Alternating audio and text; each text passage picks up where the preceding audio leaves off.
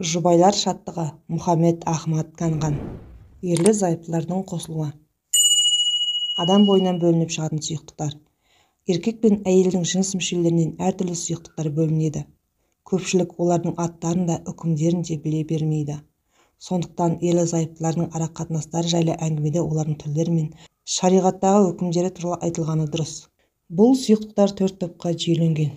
Бірінші, мәни. Аллах тағала осы мәни, яғни ұрық арқылы адам баласын жаратады. Қасиетті Құранда ал енді адамзат неден жаратылғанына бір қарасын. Бір атылып шыққан судан жаратылған. Адам баласы бос қоя берілеміз деп ойлай ма? Ол жатырға тамызылған бір тамшы мәни емес пе?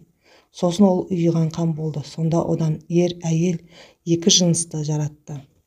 Бұларды жасаған Аллахтың өліктері қайта тірілуге күші жетпей ме? Денген. Еркектен шығатын бұл су көбінесе ақ түсті, қою түрде болады. Ол құмарлық шегіне жеткенде атылып шығады. Сұйық болған кездегі иісі қамырдың иісіне ұқсайды, ал күйіп қалғаннан кейінгі иісі жұмыртқаның ағының иісіне ұқсайды. Әйелден шығатын бұл су сары түсті әрі сұйықтау түрде болады. Күшті әрі жігерлі әйелдерден бөлінетін судың өңі ақ болуы да мүмкін. Киімге тиген бірақ әлі кеппеген мәниді жуып, ал күйіп қалған мәниді ысқылап тазалау керек. Айша анамыз, Аллах оған разы болсын, мен пайғамбардың Мұхаммед саллаллаху алейхи уассалам киіміне тиген мәниді ысқылап тазалап беретін дедім. Ал ол кісі осы киіммен намаз оқи беретінді деген. Еркек пен әйелдің қосылу яки түс көру жолымен немесе басқа да жолдармен мәни шығатын болса, онда ғұсыл құйынудың парыз екендігіне еш талас жоқ. Ол баладан немесе қыз баладан да мәнидің шығуы олардың балиғат жасына жеткенін білдіретін белгі. Яғни бұдан кейін олар намаз, ораза тәрізді шариғат бұйрықтарын орындауға дайын әрі міндетті болады. Екінші, мәзи. Мәзи дегеніміз түсі сары болып келетін сұйықтық. Бұл құмарлығы қозған еркек пен әйелін ақырын сызып шығады. Тіпті денесінен мәзидің бөлініп шыққан адам аңғармай қалуы да мүмкін. Мәзи құмарлығы қозған кезде әсіресе әйелдерден көп бөлінеді. Ғұламалардың ортақ пікірі бойынша мәзи нәжіске жатқызылады. Ол киімге немесе денеге тисе, міндетті түрде жуу керек. Мәзи бөлінген адамның дәреті бұзылады, бірақ ғұсыл құйыну парыз етілмейді. Үшінші, уәди. Уәди ақ түсті қоймалжың сұйықтық. Көбінесе іш қаталағанда немесе ауыр зат көтергенде зәрден кейін көрінеді. Бұл үлкенге де, кішіге де, әйелге де, еркекке де тән құбылыс. Ғұламалардың ортақ пікірі бойынша уәди зәр секілді нәжіске жататындықтан дәреті бұзылады. Дене мен киімге тиген жерін жуу керек, бірақ ғұсыл құйыну парыз емес. Көптеген адам уәдидің мәниге ұқсастығына күмәнданып, мәни деп ойлайды. Тіпті кейбіреулер ғұсыл құйынып та жатады. Бірақ бұл дін үкімдерін толық білмегендіктен орын алған жайт қана. Төртінші, зәр. Зәрдің нәжіс екендігіне еш дау жоқ. Ол дәретті бұзғанымен ғұсылды парыз етпейді. Кіші дәретке отырар кезде зәрдің киім мен денеге тиіп кетуінен сақтану қажет.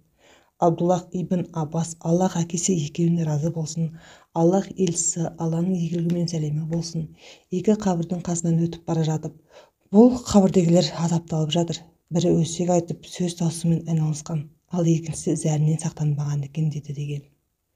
Зәрді шығарғаннан кейін міндетті түрде іш дәрет алу қажет. Әйелдер зәр тоқтағаннан кейін азғана уақыт күтіп, сосын жыныс мүшесін жуса жеткілікті. Ал ер адам осы қолмен жыныс мүшесін ақырында бірнеше рет сығады, және зәр шығар жолдарында қалып қалған зәр қалдықтарының толық шығуын қадағалап, сосын тазалап жуады. Әйелдің жыныс мүшесінен бөлінетін сұйықтықтар. Әйелдің мүшесінен бөлініп шығатын сұйықтықтар мыналар. Мәни. Бұл жағдайда әйел адамға ғұсыл құйыну парыз. Мәзи. Бұл сұйықтық нәжіске жатады. Ол ғұсылды бұзбайды, тек дәретті ғана бұзады. Босанғанда немесе босанардан бұрын шығатын сұйықтық. Бұл сұйықтықта нәжіс саналып дәретті бұзады. Қынаптың сыртында болатын дымқылдық. Бұл дымқылдық таза, бірақ дәретті бұзады. Етекірдің тоқтағанын білдіретін сұйықтық. Бұл сұйықтық таза саналады, бірақ дәретті бұзады. Сыртқы мүшеден шығатын дымқыл. Бұл да таза әрі дәретті бұзбайды. Сондай-ақ әйел ағзасының ерекшелігіне байланысты оның денесінің белгілі мерзімдерде бөлінетін қандар болады. Олар етекір қаны, босанғаннан кейін келетін қан, истихада қаны. Бұл қанды сұйықтықтар жөнінде бастапқы бөлімдерде айтылған. Жыныстық қатынас сырын жаю. Ерлі зайыптылар өмірдің қыр сыры шын мәнінде сырт көзден таза болғаны игі. Ол жайлы жұртқа жария ету дұрыс емес.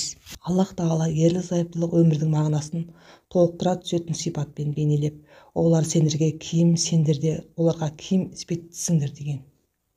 Яғни, егер киім жыртық тесік болса, киген адамның ұятты орындарын толық жаба алмайды. Ерлі зайыптылардың жағдайында дәл осыған балауға болады. Олардың бірі екіншісінен сырт көзден сақтайтын жамылғы перде тәрізді. Сондықтан араларындағы сырды ажырасып кеткен жағдайда да жария ету үлкен келеңсіздік.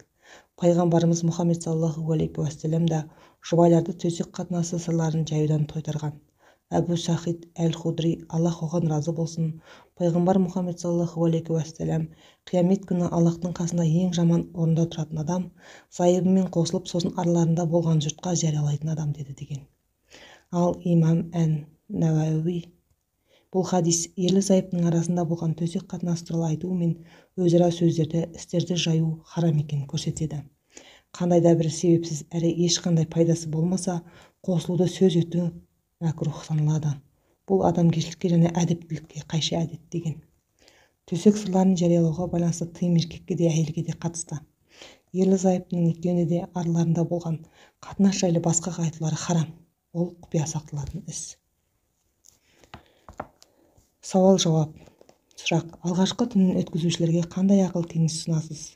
Жауап: жас жұбайларға туған туыстары бұл мәселені егжей-тегжейлі түсіндіргені жөн. Яғни ағасы немесе нағашысы сияқты туыстарының бірі жігітпен оңаша сөйлесіп, оған әдеппен түсіндіреді. Сол сияқты қызға да әпкесі де, жеңгесі немесе өзге де жақын туыстарының бірі алғашқы түн жайлы мәселені көңіліне қондырады. Сұрақ: кейбір елдерде қыздың қанын көрсету әдеті бар. Бұл шариғат тұрғысынан қарағанда қаншалықты дұрыс? Жауап: жоқ. Бұл жақсы әдеттерге жатпайды. Сұрақ: аптасына қанша рет қосылған дұрыс? Жауап: бұл ерлі зайыптылардың қалауларына байланысты орындалатындықтан әркімнің өз еркінде болатын іс. Сұрақ: күйеуін қызықтыру үшін әшекейлену, жұқа, қысқа киімдер кию, түрлі сөздер мен істер арқылы оны өзіне сұқтандыру діндар әйелге лайық па? Жауап: әлбетте лайық, өйткені діндар әйел өзін де күйеуін де таза сақтауы керек. Осылай жасайтын әйел жәннатқа лайықты, игі әйел екені анық. Қасиетті Құранда Аллах тағала оларды ер көрмеген қыздар етіп жаратамыз, күйеуін сүйгіш құрдас болады. Бұл айтылғандар оңшылдар үшін болады деген. Күйеуін сүйгіш дегені күйеуін сүйетін әрі өзіне сүйікті ете алған әйел. Сұрақ: егер еркек бір әйелмен зина жасап, кейін оған үйленсе, істегендеріне кешірім бола ма? Жауап: жоқ. Бұл олардың істегендеріне кешірім болмайды. Олар үйленсе де, үйленбесе де Аллах тағала шынайы тәуба етулері керек. Ал үйленсе, бұдан кейінгі харамнан құтылады. Ол үшін сауап бар. Сұрақ: әйел шаршап немесе қолы босамай тұрған кезде күйеуінің қосылуға деген ынтасын қайтаруына бола ма? Жауап: жоқ. Қандай жағдай болса да ерінің ынтасын қайтаруы дұрыс емес.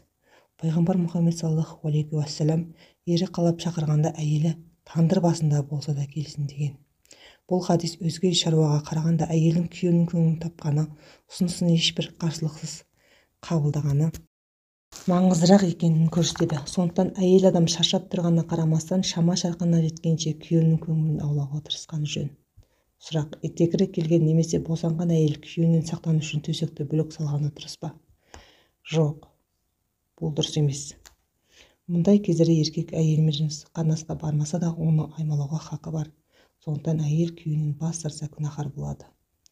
Сұрақ: еркектің әйелімен бір төсекке қай кезде жатпауына болады?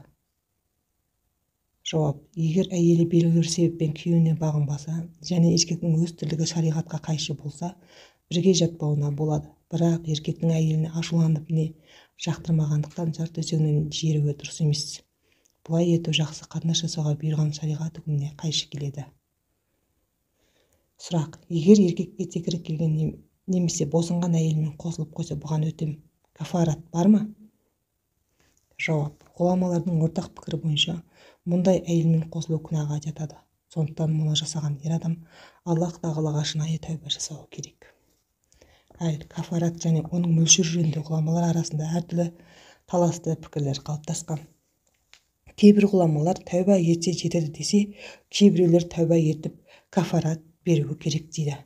Кафарат мөлшері жайында біреулері 1 динар десе, екіншілері жарты динар деген. айтады. Сондықтан мұндай адам алдымен тәубасына келіп садақа берген жөн.